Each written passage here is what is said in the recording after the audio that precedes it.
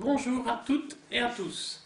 Je n'aurais jamais imaginé l'an dernier, lors de la cérémonie des vœux à la mairie, que quelques semaines après, nous serions dans l'obligation de nous confiner pour faire face à une pandémie, encore présente au moment où je vous parle. Dans le contexte actuel, j'ai décidé avec l'ensemble du conseil municipal de filmer la cérémonie des vœux. C'est un peu particulier, mais j'espère vous retrouver l'an prochain à la mairie en présentiel autour du verre de l'amitié. 2020 restera sans nul doute dans les mémoires et dans les livres d'histoire. Cette pandémie a surpris tout le monde. Tous les pays ont dû faire face à quelque chose d'inattendu et d'inconnu. En urgence, il a fallu prendre des décisions radicales pour ralentir l'épidémie et ne pas mettre davantage sous tension les établissements de santé qui le sont déjà en temps normal.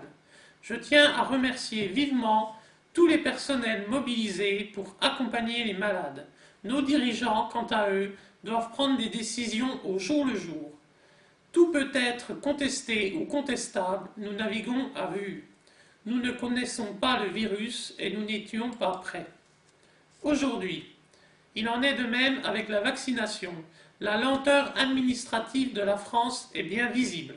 Pour l'heure, il n'est pas question de polémiquer sur les stocks de masques inexistants l'an dernier, sur l'utilité ou non du masque, sur le confinement, le couvre-feu, la vaccination. Il faut tout mettre en œuvre pour éradiquer ce virus. Cela passe par chacun d'entre nous à être responsable de sa vie, mais aussi de la vie d'autrui, de prendre des mesures nécessaires pour se protéger et protéger les autres, et respecter les mesures gouvernementales. Il faut rapidement que ce virus disparaisse si nous ne voulons pas que l'économie de notre pays s'effondre. Des mesures exceptionnelles ont été prises, insuffisantes diront certains, mauvaises pour d'autres, mais nos ressources ne sont pas inépuisables. Il va falloir rembourser un jour ou l'autre la dette.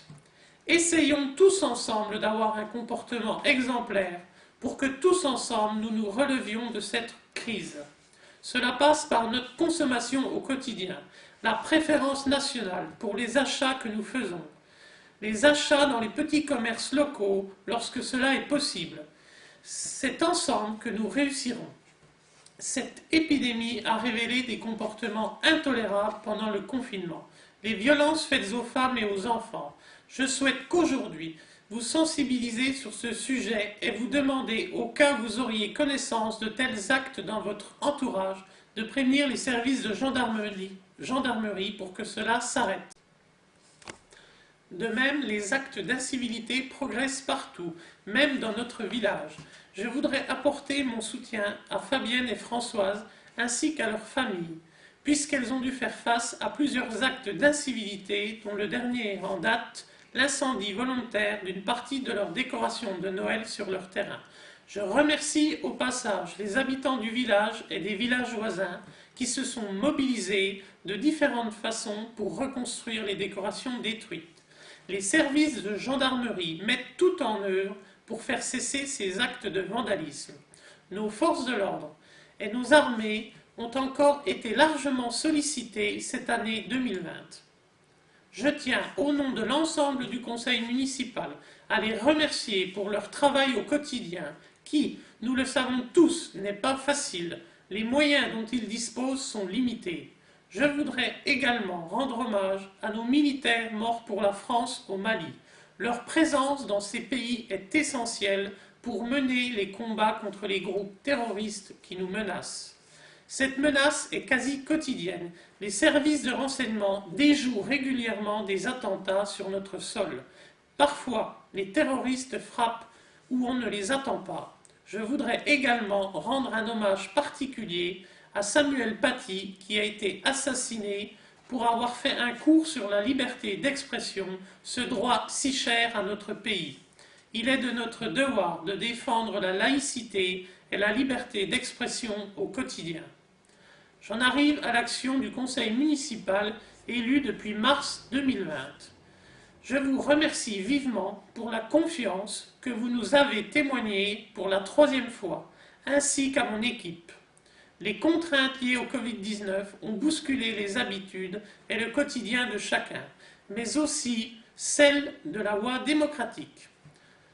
Nous nous sommes mis rapidement au travail et nous avons dû faire face aux difficultés liées au confinement. Nous avons sollicité les enfants de la commune pour réaliser des dessins et des poèmes que nous avons distribués aux aînés de la commune, accompagnés d'un ballotin de chocolat.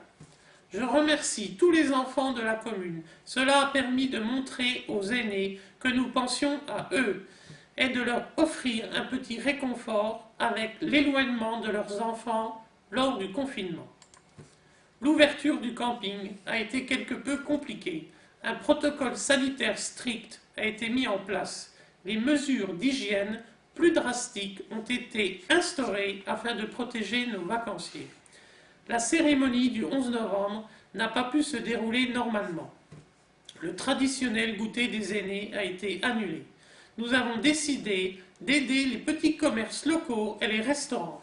Nous avons mis en place un système de bons d'achat d'un montant de 50 € par personne, soit 5 bons d'achat de 10 € à valoir dans 9 commerces de Villers-Sexcel et d'Esprels, fermés pendant le confinement.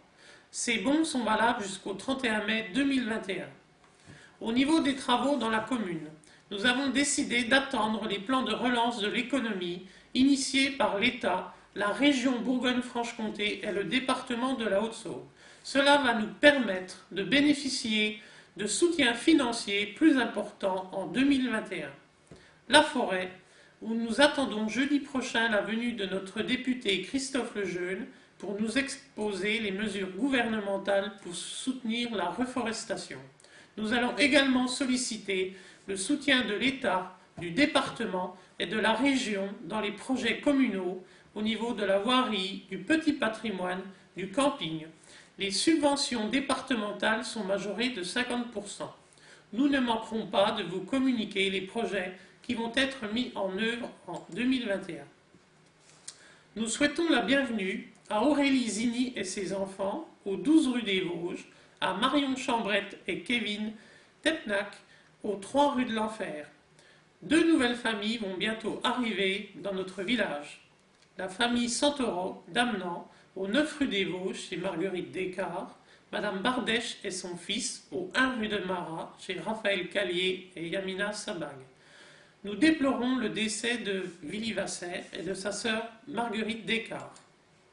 Il me reste à vous souhaiter, au nom du conseil municipal et de l'association Blancas, malgré le contexte actuel, une bonne année 2021 pour vous, votre famille et vos proches. Une très bonne santé et, je l'espère, une amélioration de la situation pour 2021 afin de nous retrouver pour des moments festifs organisés par la mairie, mais aussi par l'association Blancas.